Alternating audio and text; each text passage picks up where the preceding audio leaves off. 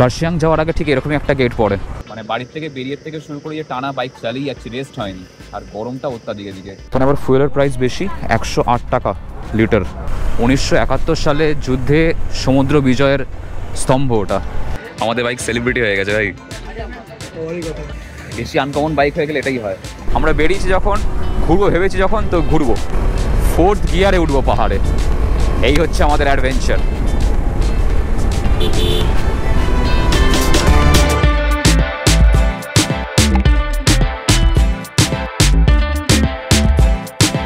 বন্ধু এখন ঘড়িতে বাজে 1:16, আমি ফিরছি আরাকু থেকে। আর এই আরাকু থেকে ফিরছি কথাটা বলা খুব একটা উচিত হবে না, মানে একদমই উচিত হবে না বলতে পারো।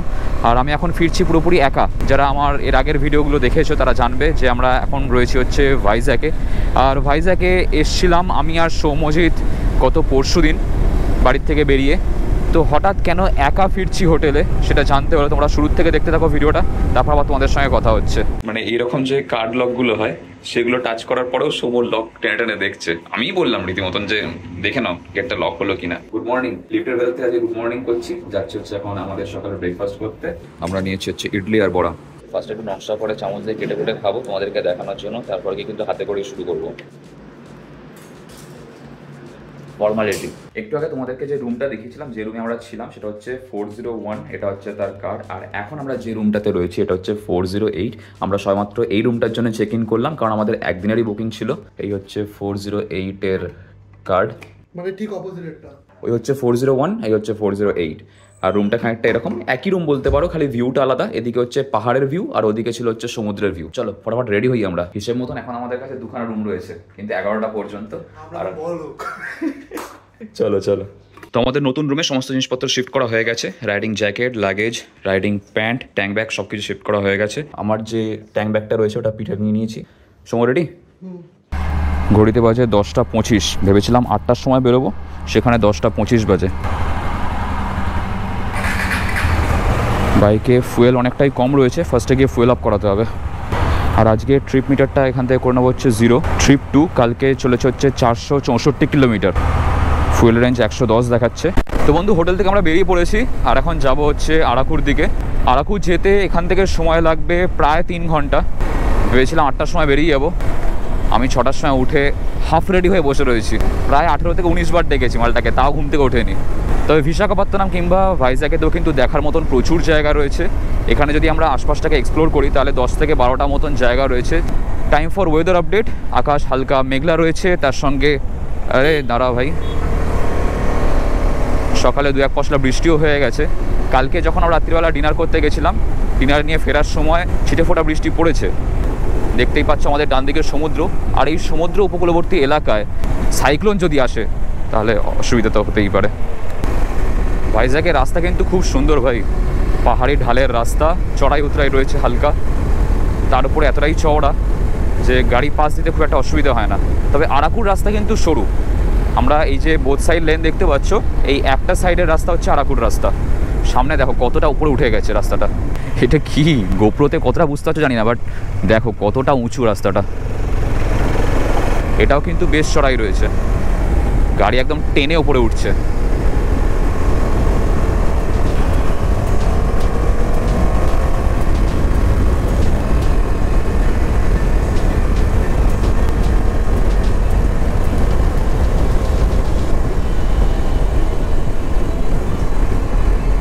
বাইকে লো ফুয়েল দেখাচ্ছে, খানিকক্ষণ টানা হিজড়া করতেই তেল শেষ হয়ে গেছে। পেট্রোল পাম্প দেখতে হবে একটা।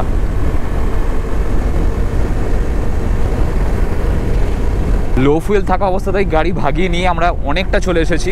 আর যেহেতু লো ফুয়েল রয়েছে, এখানে দেখাচ্ছে না যে কত কিলোমিটার এক্স্যাক্ট আমরা এসেছি ট্রিপ 2-তে। এখানে একটা পেট্রোল পাম্প দেখতে পেয়েছি, আগে দিয়ে দেখা যাক, ঘুরিয়ে নিয়ে আসে, আগে ফুয়েল আপ করাবো। একটু আগের থেকে কেমন জানি না শরীরটা কেমন গোলাচ্ছে, কেমন গাটা গুলিয়ে গুলিয়ে উঠছে, ভালো লাগছে না। এ কী রে ভাই, আগে তো ঢোকারই জায়গা নেই, আবার ফ্লাইওভার, তেল ভরাবো কোথা দিয়ে? তো যাতায়াত ব্যবস্থা হয়ে গেল। ফাইনালি এখানে একটা পেট্রোল পাম্প দেখতে পেলাম এইচপির, এখান থেকে আমরা ফুল ট্যাঙ্ক করিয়ে নেবো, রিক্স নিয়ে লাভ নেই। এখানে আবার ফুয়েলের প্রাইস বেশি, 108 টাকা লিটার, 108.64। ওকে 900 রুপিস করে দো। 1 কিলোমিটার গিয়ে একটা রিং আসবে, সেখান থেকে লেফট সাইড বা ওখানে গিয়ে একবার জিজ্ঞাসা করে নেব। আমরা একটু আগে রাস্তায় একটা পুলিশ আঙ্কেলকে জিজ্ঞাসা করলাম, অল্প অল্প হিন্দি আর অল্প অল্প আন্ধ্রার ল্যাঙ্গুয়েজ মিশিয়ে আমাদেরকে বললেন, কারণ গুগল ম্যাপে যে রাস্তাটা দেখাচ্ছে সেটা একবার হাইওয়েতে দেখাচ্ছে, একবার নিচের রাস্তায় দেখাচ্ছে, মানে গোল গোল ঘোরাচ্ছে আমাদেরকে। এখান থেকে এখনো 90 কিলোমিটার। কোন দিকে? চলো। হোটেল থেকে বেরিয়ে এখনো পর্যন্ত আমরা এসেছি 43 কিলোমিটার। এখনও এখান থেকে 80 কিলোমিটার মতন রাস্তা বাকি রয়েছে।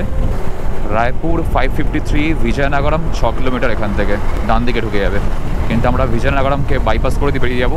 এটা হচ্ছে বিজয়নগরম বাইপাস, যেটা কানেক্ট করছে ভাইজ্যাগের সঙ্গে আরাকুকে। কি হয়েছে? উল্টে আসছে, সকালের যা বড়ার ইডলি উল্টে আসছে। অ্যাকচুয়ালি বমি হয় না, কিন্তু এই বমি যে ভাবটা লাগে এটা আরও বেশি কষ্ট হয়। সবচেয়ে বড় প্রবলেম হচ্ছে আমরা এই মানে বাড়ির থেকে বেরিয়ে থেকে শুরু করে যে টানা বাইক চালিয়ে যাচ্ছি, রেস্ট হয়নি। আর গরমটা অত্যাধিক এদিকে, মানে যত এদিকে সাউথের দিকে তোমরা যাবে গরমটা বাড়তে থাকে, মানে ভ্যাপসা একটা ওয়েদার।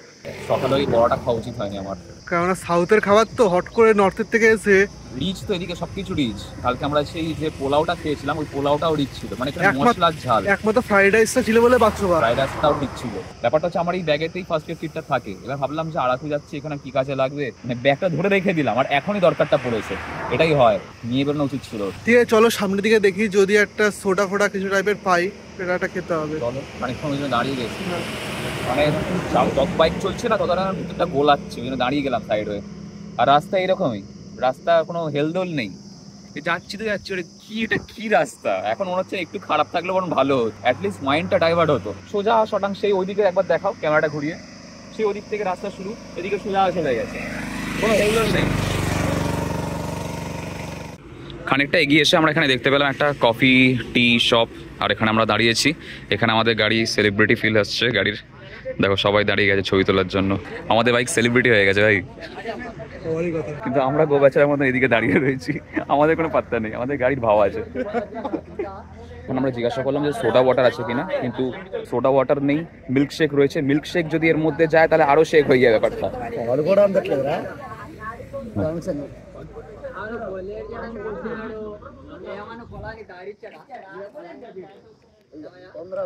Cheers, cheers tumble. প্রতিটা মুহূর্তে এনজয় করা দরকার। গা গোলাচ্ছে, বমি ভাব লাগছে, তার মধ্যে লিকার চা খাচ্ছি, তাতেও বলছি চিয়ার্স। লেবু চা ওই তুলসী পাতা, তুলসী না পুদিনা দেখো ভালো করে, এটা তুলসী, যাও একটা পাতা মাতা হবে। এই মুহূর্তে আমার শরীরটা ঠিক করা বেশি জরুরি, কারণ ফিরতে হবে আবার এত রাস্তা বাড়ি অব্দি। নাও, খুব অসুবিধা হলে আমি তোমাকে ফোন করব, রাগ করো না খালি। এই সেম জিনিসটা আমার সাথে হয়েছিল সৌরভের চিল্কা নিয়ে। ওপর দিক দিয়ে ফিল হওয়া একরকম, এবার যদি নিচের দিক দিয়ে ফিল হয় তাহলে মুশকিল হয়ে যাবে আমার। চাটা খেয়ে শরীরটা একটু ভালো লাগছে, কিন্তু আমি দেখলাম যে এখন যদি আমি এখান থেকে আরাকুর দিকে যাই তাহলে শরীরটা আরও খারাপ হয়ে যেতে পারে।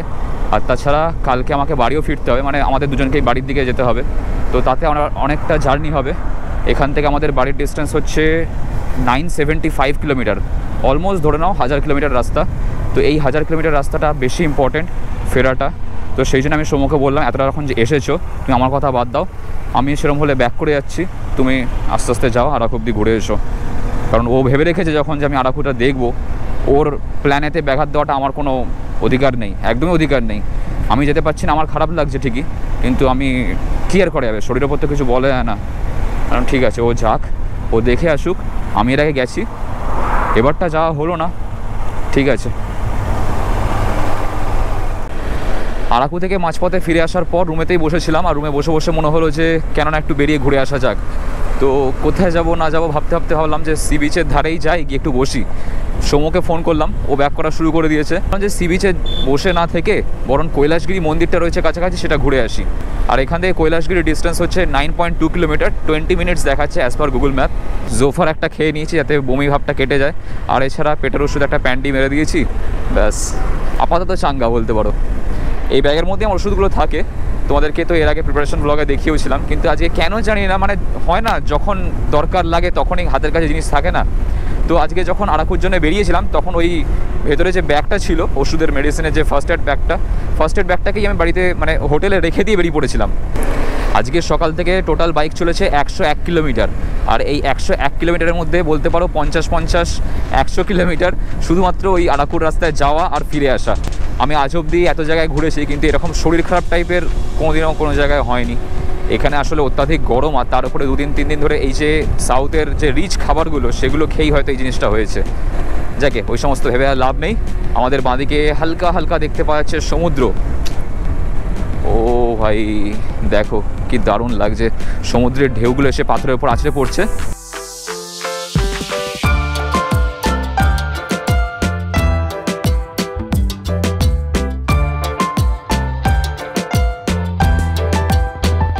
এই রাস্তা বরাবর চলেই যাচ্ছিলাম, কিন্তু এখানটা না দাঁড়িয়ে পারলাম না। জাস্ট দেখো এখানকার ভিউটা, নেমে তোমাদেরকে দেখাই।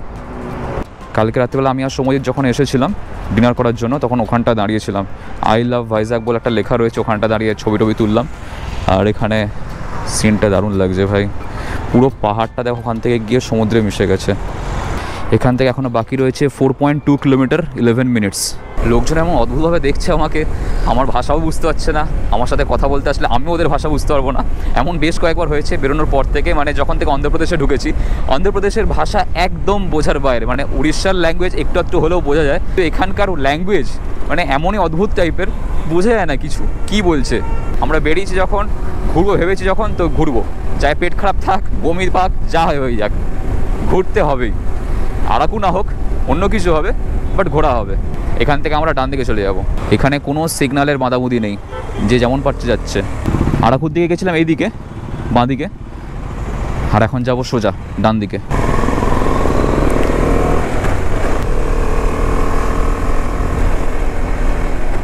এটা কি কৈলাসগিরি যাওয়ার লাইন নাকি এখানে, বুঝতে পারছি না। আচ্ছা, এখানে টিকিট কাউন্টার খুব সম্ভবত। কার্শিয়াং যাওয়ার আগে ঠিক এরকমই একটা গেট পড়ে, যেখানে এরকম টিকিট কাটতে হয়। For bike ticket 20? ওকে ওকে, চলো 20 টাকার টিকিট কেটে নিয়েছি কৈলাসগিরি যাওয়ার। 6 মিনিট এখান থেকে 2 কিলোমিটার। আচ্ছা চলো, 4th গিয়ারে উঠবো পাহাড়ে। এই হচ্ছে আমাদের অ্যাডভেঞ্চার। তোমরা গোপ্রোতে কতটা কি বুঝতে পারছো জানি না, তবে রাস্তা কিন্তু ভালো রকম স্টিফ রয়েছে, মানে ভালো রকম স্টিফ রয়েছে জায়গায় জায়গায়, পুরোটা বলবো না। চড়াই দেখো ভাই, ও সেরা সেরা চড়াই, সেরা।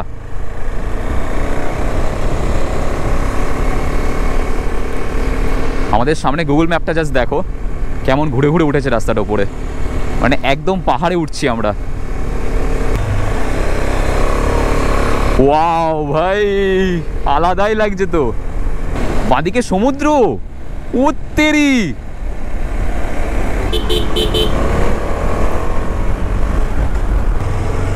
দেখো রাস্তাটা কতটা স্টিফ, এখান থেকে পুরো ঘুরিয়ে ওপরে উঠছে।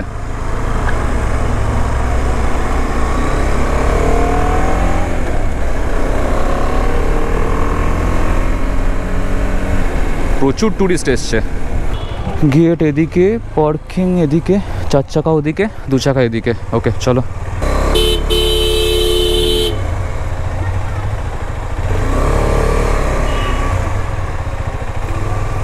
ওরে ভাই, এ তো মারাত্মক ভিড়, রাখবো কোথায়?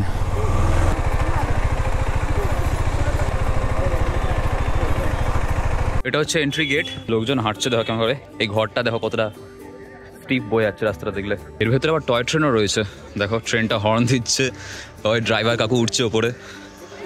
ট্রেন ছাড়বে এবার। বিশাখা দর্শন টয় ট্রেন, এই দেখো ট্রেনেতে লেখা রয়েছে।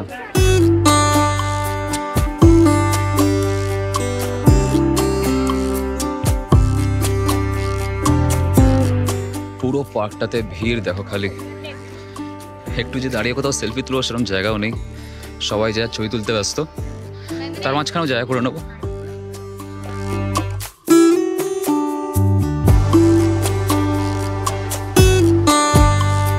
আর কৈলাসগিরি সি ভিউ পয়েন্ট থেকে খানিকটা জায়গাটা এরকম ভিউ আসছে,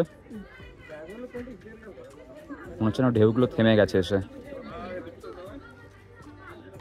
এই জায়গাটার ভিড় দেখো, তার মধ্যে দিয়ে জায়গা করে ছবি তুলে নিয়েছি। পার্কটা কিন্তু অ্যাকচুয়ালি অনেকটাই বড়, সেভাবে ঘুরতে পারলে অনেকটা কিছু ঘোরার জায়গা রয়েছে। এই পাশে ঘোড়ায় করেও লোকজন ঘুরছে বা এই সাইডে টয় ট্রেন রয়েছে, কিন্তু যেহেতু আমাদের হাতে সময় কম আমরা এখন বেরিয়ে যাব আর যাব হচ্ছে এখান থেকে সমুদ্রের ধারে। এখানে আমাদের বাইক নিয়ে ফটো তোলা চলছে, ভাই এখানে ছবি তুলছে। আয়া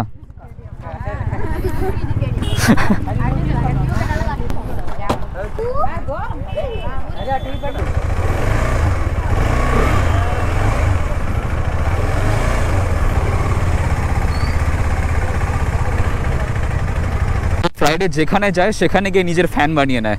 এখানেও লোকজন দাঁড়িয়ে গেছিলো ছবি তোলার জন্য, তবে ভাগ্যিস আমি তাড়াতাড়ি চলে এলাম, কারণ আমি যদি আরেকটু দেরি করতাম, বাইকটা আমাদের যেহেতু অ্যাডভেঞ্চারের স্ট্যান্ডটা খুব মানে সোজা হয়ে থাকে বাইকটা, তো তাতে করে কী হয় আরেকটু হলে গাড়িটা উল্টে যেতে পারতো উল্টো দিকে, তো বাচ্চাটারও পায়ে লাগতো, আমারও গাড়ি ভেঙে চলে যেত। আর এখান থেকে অত দূরে বাড়ি, 900 কিলোমিটার দূরে আমি ভাঙা গাড়ি নিয়ে যেতেও পারতাম না, তো পুরো একদম ক্যাচাল হয়ে যেত।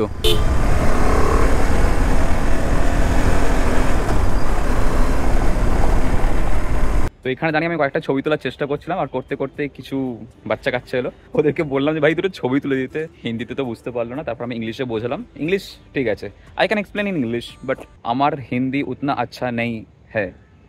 চলো এবার এখান থেকে যাওয়া যাক।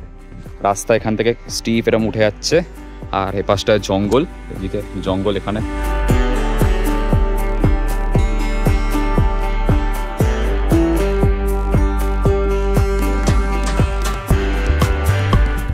হ্যাঁ অ্যাডভেঞ্চার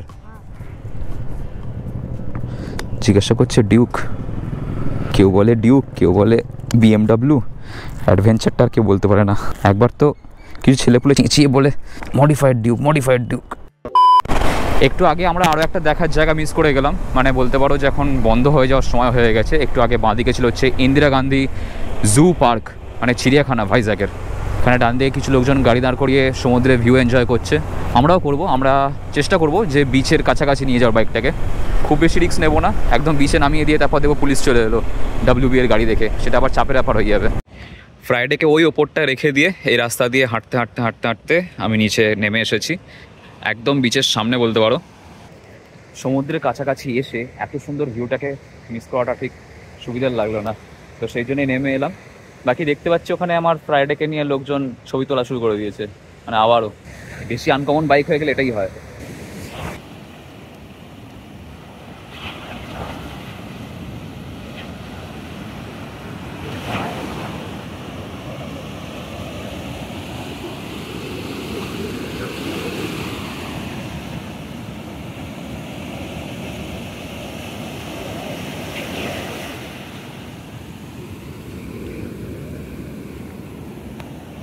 ওখানে বিচের ধারে খানিকক্ষণ দাঁড়িয়ে ঘুরে বেড়ানোর পর গিয়ে মনে হলো যে আরেকটু ঘুরে আসি, তো লোকেশন সেট করেছি হচ্ছে রামকৃষ্ণ বিচের। রামকৃষ্ণ বিচের ওখানে রয়েছে হচ্ছে মিউজিয়াম, বলে তো সাবমেরিনওয়ালা মিউজিয়াম, তো সেখানে এখন যাচ্ছি। এটা হচ্ছে ডক্টর NTR বিচ রোড। এখান থেকে আমাদেরকে যেতে হবে হচ্ছে 12 কিলোমিটার, আধ ঘন্টার রাস্তা। অন্ধ্রপ্রদেশের মেরিন ড্রাইভে আমাদের ফ্রাইডে গর্জন করছে খালি শোনো।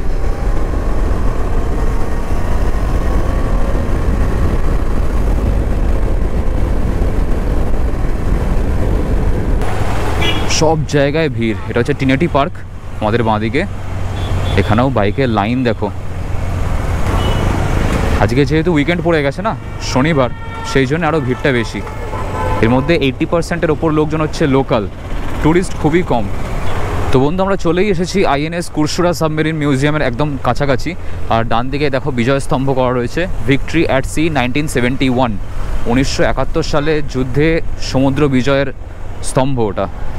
আর সাবমেরিনটা ঠিক আগেটাতে রয়েছে ওই সামনে। যার যখন মনে হচ্ছে আমি ডান দিক যাবো তো যাচ্ছে, বাঁ দিক যাবো তো যাচ্ছে, একবার এদিক ওদিক দেখে নিচ্ছে, হঠাৎ করে ঢুকিয়ে দিচ্ছে। আমাদের ওখানে এমন সিগন্যাল রয়েছে কলকাতায়, এখানে সেরম বিশেষ কিছু দেখলাম না কোথাও। TU-142 এয়ারক্রাফট মিউজিয়াম এই সাইডে, আর ঠিক এদিকটা হচ্ছে সাবমেরিন। সবে মাত্র সৌম্য এখানে ঢুকলো, কেমন ছিল এক্সপিরিয়েন্স? এমনি ওই রাস্তা ভালো, আরাকুর রাস্তা তো ভালোই। ঢোকার পর হ্যাঁ মানুষের গাড়ি চালায়, এখানকার পুলিশরা এসেই করতে ছেড়ে দিক না। আমাদের কলকাতা পুলিশ অনেক ভালো, সিরিয়াসলি তাই। মানে কোনো নিয়ম নেই, কিচ্ছু নেই এখানে, যে যেদিকে পাচ্ছে ঢুকিয়ে দিচ্ছে। পুলিশগুলো মনে হচ্ছে এখানে বসে ওকে একটা চা সিগারেট দিয়ে দিয়ে ঘরে বসে খা। হাওয়া হাওয়া হাওয়া আমরা তখন সাবমেরিনের ভেতরে ছিলাম, আর এটা হচ্ছে সাবমেরিনের বাইরেটা। প্রপেলারগুলো দেখো কি বিশাল। এটা হচ্ছে একটা সাধারণ মানুষের চেহারা, আর এটা হচ্ছে একটা প্রপেলারের চেহারা। ভাই কি বিশাল ভাই। আর এটা হচ্ছে এয়ারক্রাফট মিউজিয়াম।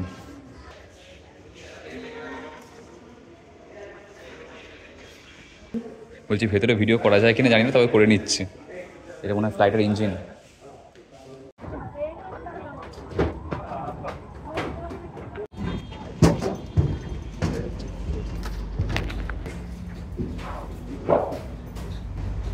মনে হচ্ছে প্লেনে ঢুকছি।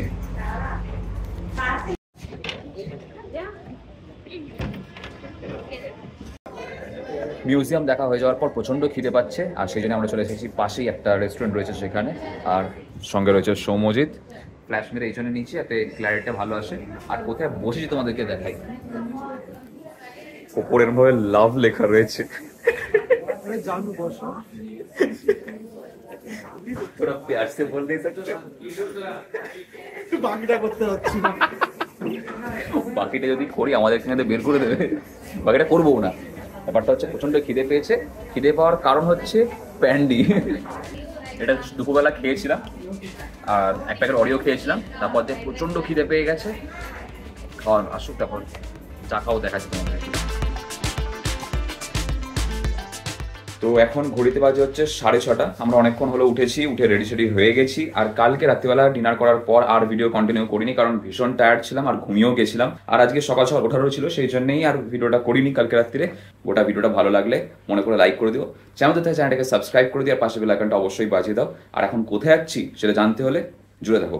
দেখা হচ্ছে খুব শীঘ্রই তোমাদের সঙ্গে নেক্সট ব্লগেতে। Till then stay safe, take care, bye. বাড়ি নিলে শিলিগুড়িতে, ভাইজাগ কেন ভাই? চলো একটা কাজ করি, এখান থেকে ভাইজ্যাগ থেকে এই শিলিগুড়ি শর্টকাট রাস্তা আছে এটা।